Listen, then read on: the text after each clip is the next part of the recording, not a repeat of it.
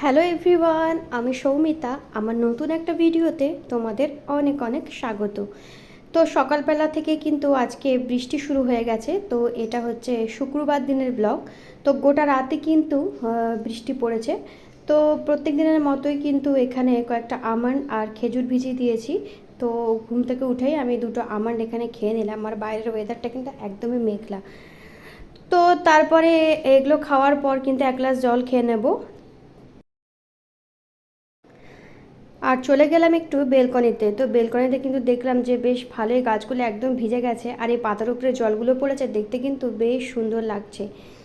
তারপরে কিন্তু আধ ঘন্টা হয়ে গেছে আর একটু চা বসিয়ে দিয়েছি। তো এদিকে দুধও গরম করতে বসিয়ে দিয়েছি, মামাম এখনও ঘুমাচ্ছে।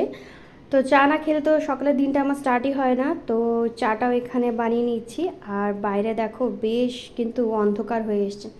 তো আজকে ভাবছিলাম যে একটু খিচুড়ি বানাবো, কিন্তু বাইরে বৃষ্টি পড়লেও কিন্তু বেশ গরম কিন্তু ভালোই ছিল।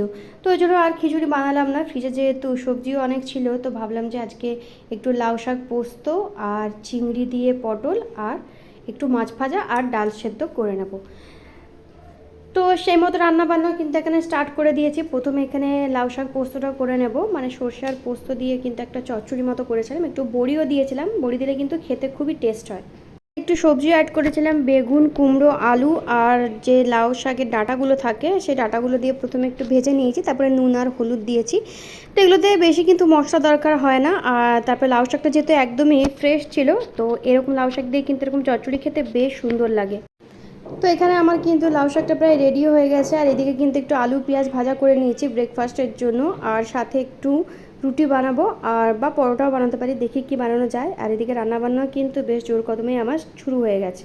তো লাউ শাক পোস্তটা এখানে হয়ে গেছে। আর এদিকে একটু পরোটাই বানিয়ে নিয়েছি, আর সাথে একটু মিষ্টি ছিল, তো এটা দিয়ে ঝটপট করে ব্রেকফাস্টটা সেরে নিয়েছি। তো বৃষ্টি একটু কমেছে, তো একটু বাইরে বেরিয়েছিলাম, কিছু কাজ ছিল, তো সেইখানেই যাচ্ছি। আর আসার সময় ভাবলাম যে অনেকদিন পার্লার যাওয়া হয়নি, তো একটু পার্লার থেকে ঘুরে আসবো। রান্নাবান্না যেহেতু সমস্ত কিছু হয়ে গেছে, আর বাইরের ওয়েদারটা দেখেছো একদমই মেঘলা রয়েছে কিন্তু। তো বেশ একটু ঠান্ডা ঠান্ডাও লাগছিলো, কিন্তু বেশ গরমও কিন্তু ভালোই ছিল। তো কাজবাজ করে এখানে বাড়ি চলে এসেছি। আর বাড়ি এসে মামামকে যেহেতু নিয়ে যায়নি, ও খুব প্রচণ্ড পরিমাণে কিন্তু আমার উপর রেগেও গেছিলো। তো দুপুরবেলা এখানে তাড়াতাড়ি করে লাঞ্চটা সেরে নিয়েছি। লাঞ্চ টাঞ্চ করে একটু রেস্ট নিয়ে ফ্রিজে যেহেতু একটু চিকেন ছিল, আর কালকে যেহেতু শনিবার যেহেতু নিরামিষ খাওয়া হয়, তো ভাবলাম চিকেনটা আজকে করে ফেলি। আর এদিকে আমি একটু চাও বানিয়ে নিয়েছি, আর চায়ের সাথে একটু নিমকিও নিয়েছি। চা দিয়ে এরকম নিমকি খেতে কিন্তু আমার খুবই ভালো লাগে। তো বিকেলে চাটা খেয়ে আবার একটু বেরিয়েছিলাম, কয়েকটা কাজ ছিল। তো এখানে একটু চলে এসেছিলাম কিছু জিনিস দেখতে। তো একটা জিনিস ঠিক করাবার ছিল, তো সেটার জন্য এখানে একটু অপেক্ষা করছিলাম, কিছুক্ষণ বসতে হয়েছিল। আর এখানে এসে মামাম তো এক সেকেন্ডও স্থির ছিল না, এখানেও নিজের দুষ্টুমি স্টার্ট করে দিয়েছে।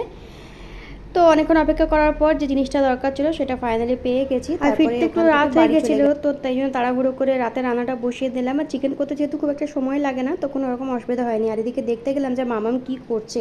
তো দেখলাম পুরো বিছানাতে কিন্তু একদম খেলনা ছড়িয়ে রেখেছে, আর এখানে ও খেলা করছে চুপচাপ নিজের মতো। তো আজকের ব্লগটা এইটুকুই থাকছে। ব্লগে কিছু ভালো লেগে থাকলে